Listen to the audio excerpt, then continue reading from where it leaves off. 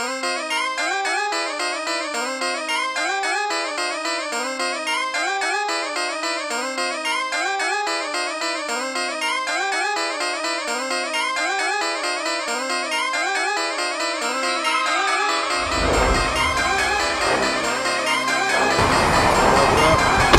music, Urban Hot Live, we in here, Candy Factory.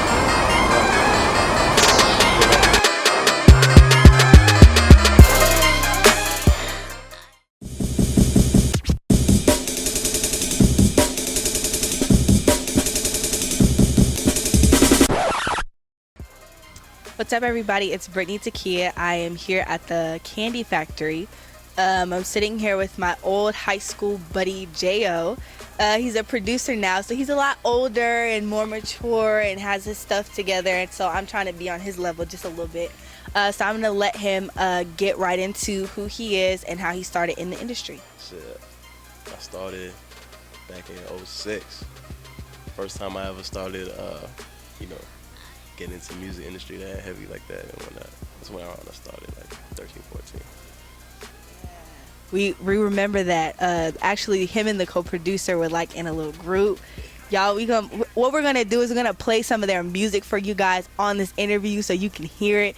And I want y'all to just marinate on where they started and where they are now. But anyways, how did you get into the Candy Factory? Man, it's a long story how that happened, but cut it short. Really, I worked with Rashida for a few years or whatever, and it was through her. Candy hit me up, and pretty much got that situation going, whatever. But before there was a Candy Factory, I was already working with Candy, but she just recently got this location. How did you go from? I know when we were in high school, you were doing a lot of the music as far as singing and stuff. How did you get into the production side?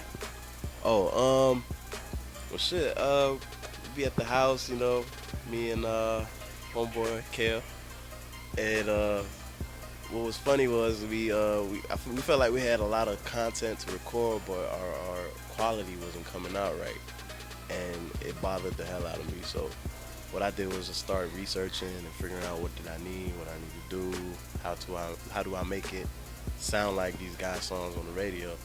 And before I knew it, I got wrapped up into that, and I actually stopped being an artist for a minute, and I focused on that, and that's what got me into the situation I am now. So I just ran with that instead of doing the artist side of things. Nice. You see all this stuff behind us.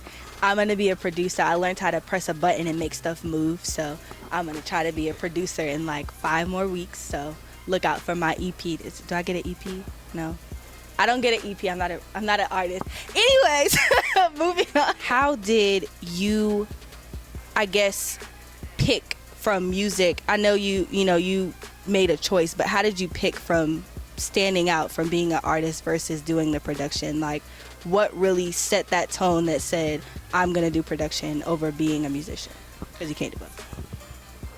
What set the tone was when I got that check for this motherfucker. That's what set this tone, to tell you the truth. And I actually liked doing it too, so it really was the money at that point now. Cause like and if it has anything to do with music, I like doing it. But when I got that check and my name was on that shit, I ran with it because it was like the easiest money I've ever made. So after that, it felt great. I ran with that, but I am gonna get back into the artist stuff though.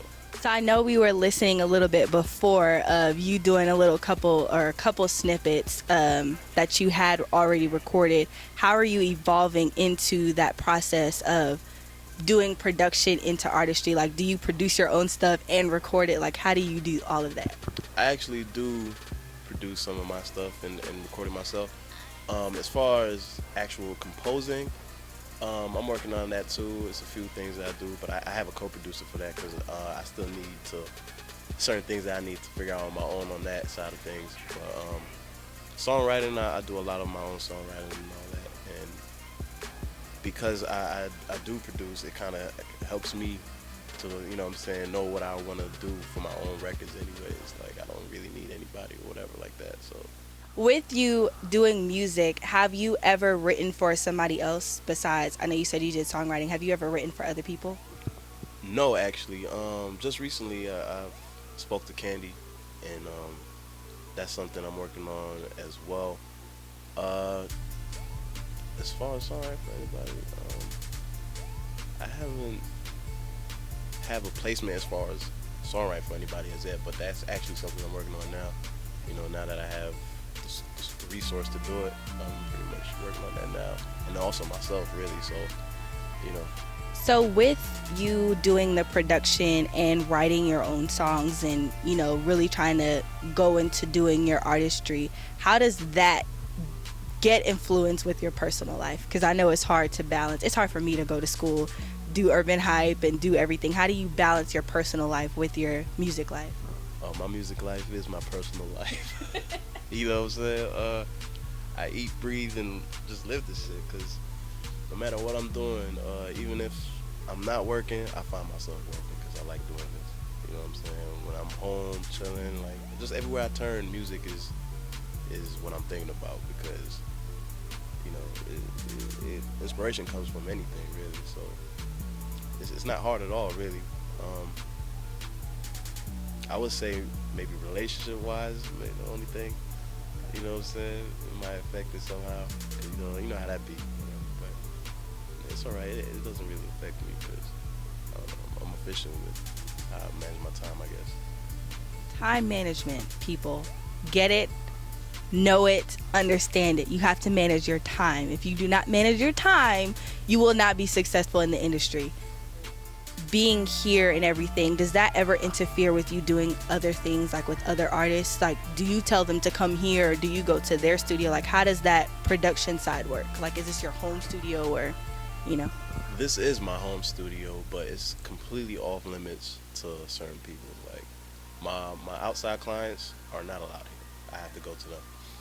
Um, I guess it depends on certain things or whatever, but as far as my other clients, I go to them or whatever location they do, or I'll pretty much just um, work on this stuff from home. You know what I'm saying? Like I have a studio set up at the house, so I get a lot of work done there too. But it's completely off limits. It's actually a private location, a private recording studio for just Candy. Candy's bougie, y'all, but add that to the game. She gets her own private studio and nobody can come. Moving on, with you doing production, who have you worked with in the past? Or who are you working with now? Oh, well, I worked with, as far as major people, Rashida's pretty much the first major project I ever had to really work on. And after, it started there really. After her, it was Candy. Then after Candy, I started working with like, I worked with, Sean Garrett was here the other day, OG Girls. I worked with Tamar. Yeah, I've worked with Fantasia, and outside of that circle, actually, I've also used to work with Fab, Jim Jones, Ludacris, Gucci, Scooter, and I think I'm forgetting somebody, I'm sure, but yeah. Famous people tend to forget the little people. No, I'm just kidding. Have you ever gotten like star shocked at all? Like, if you ever met anybody that you were just really like, oh my gosh, I'm working with this artist? I really have to think about that. It really doesn't happen to me like I don't get starstruck, but if I was to sit here and think about it, no, I don't think it's anybody that I've gotten starstruck over. I don't think. It's been a lot of, oh, that's cool, I'm working with so and so, but not like, oh my god, like I'm not that type of person, I guess. So. But, Have you ever gotten nervous, like while you were producing, like if you did something wrong? I believe I got nervous with Candy when I. Candy, she they like you to be kind of quick on certain things because time is money. So I remember one time the computer was messing up, and that doesn't translate well to her because I'm the one supposed to know what's going on. So like when it started messing up, I was getting a little hot.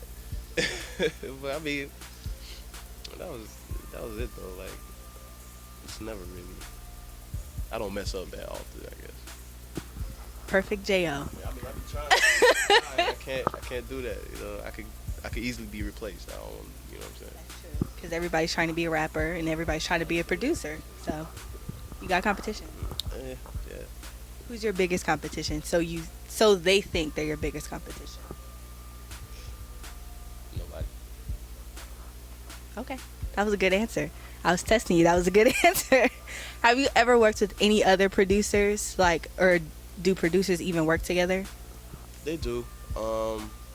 I worked with Sean Garrett for the first time the other day. That was pretty cool. I'm a big fan of his work and everything, so it was really cool working with him. And I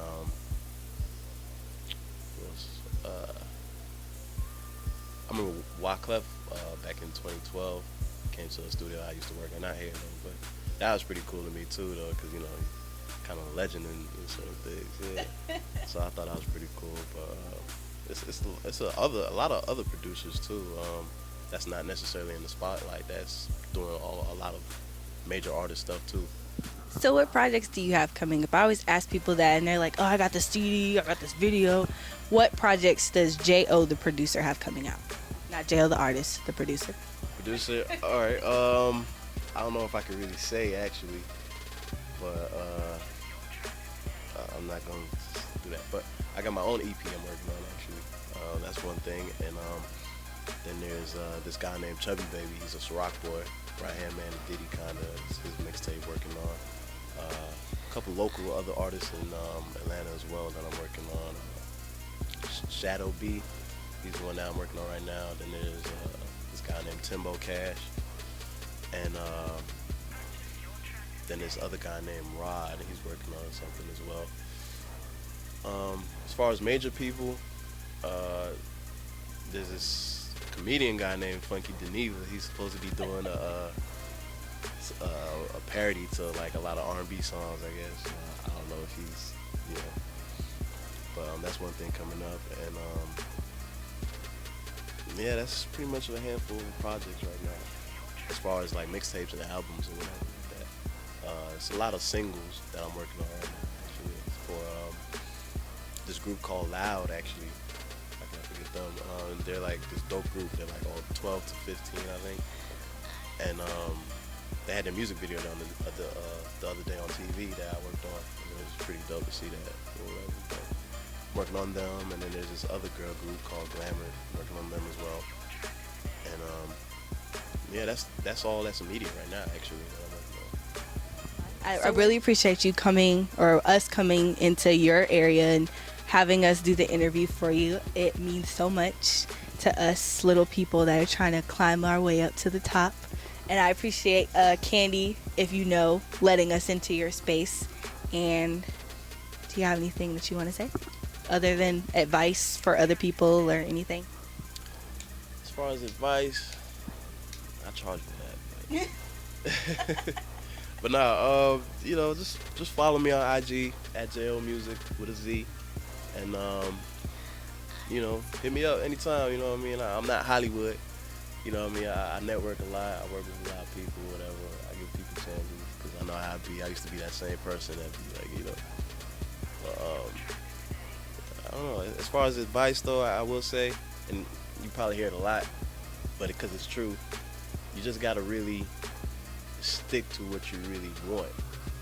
You know, I've been doing this for so long, and even when it seems like, you know, don't expect it to happen tomorrow. You just gotta really stick at it, because if you do stay with what you really want to do, for no matter how long it takes, you're bound to make it at some point. You know what I'm saying? So I guess, you know, just really just stay grinding on it, man. Like, don't stop if that's what you really want. You know? Good advice. Well, I thank you guys so much for watching. I have like a mini audience, so I'm really nervous and excited at the same time. But I thank you guys so much for watching. I'm Britnee T'keyah. This is Jayo, Urban Hype, Believe the Hype.